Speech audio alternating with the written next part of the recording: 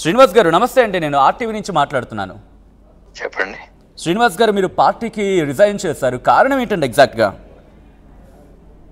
అంటే జగన్మోహన్ రెడ్డి గారి ఆయన తీసుకున్న నిర్ణయాలతో చాలా రోజు నుంచి విభేదించాను. ఎలక్షన్ ముందులే కూడా ఎప్పటి నుంచో విభేదిస్తూ వస్తున్నాను.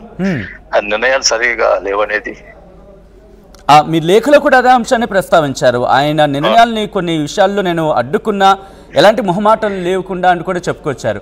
అంటే ఏ నిర్ణయాలు? ఎందుకంటే కొన్ని రోజులుగా మీరు చర్చించుంటారు, అంటే ఏమైనా పర్టికులర్గా చెప్పగలరా కొన్ని ఈ అంశాలకు సంబంధించి? అంటే పర్టికులర్ అంటే ఇప్పుడు ఈ లిక్కర్ విషయం కానీ, శాండ్ కానీ,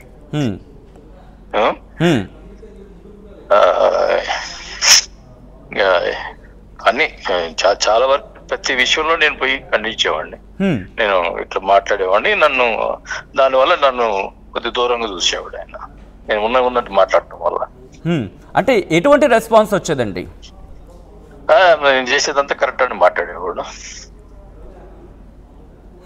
హలో, చెప్పండి శ్రీనివాస్ గారు. మీరు మీకేం తెలియదు, నేను చేసేదంతా కరెక్ట్ అని మాట్లాడేవాడు. ఓకే.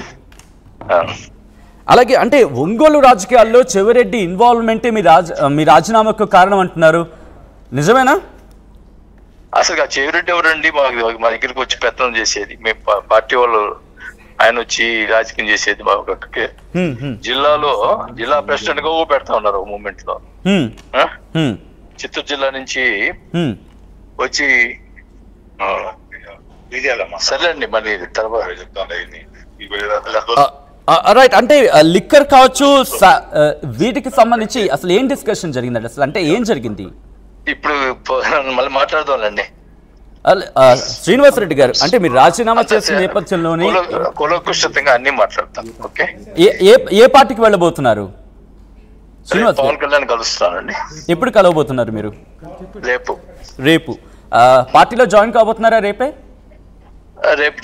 కానండి, కలిసిన తర్వాత డేట్ చెప్తాను. రైట్. పవన్ కళ్యాణ్తో మాట్లాడారా మీరు? రేపు మాట్లాడతానండి. అసలు ఎందుకు మీరు పార్టీ కంప్లీట్ గా మారాల్సిన పరిస్థితి వచ్చింది? చెప్పేదండి, రేపు మాట్లాడతాను మొత్తం. లైక్ లిక్కర్ లో కావచ్చు, శాండ్ లో కావచ్చు, ఏం జరిగింది శ్రీనివాస్ గారు? కరెక్ట్ గా అంటే ఒక పాయింట్ చెప్పగలరా? హలో, అంటే శ్రీనివాస్ రెడ్డి గారు కాల్ డిస్కనెక్ట్ చేశారు. సో మొత్తంగా అయితే మాత్రం ఆయన రేపు ఇటు జనసేనతో జనసేనలో చేరబోతున్నాడు అని చెప్పుకొచ్చారు. బ్రేకింగ్ న్యూస్ చూస్తున్నారు. కొద్దిసేపటి క్రితం ఆర్టీవీ ఎక్స్క్లూజివ్ గా మాట్లాడింది మాజీ మంత్రి బాలినేని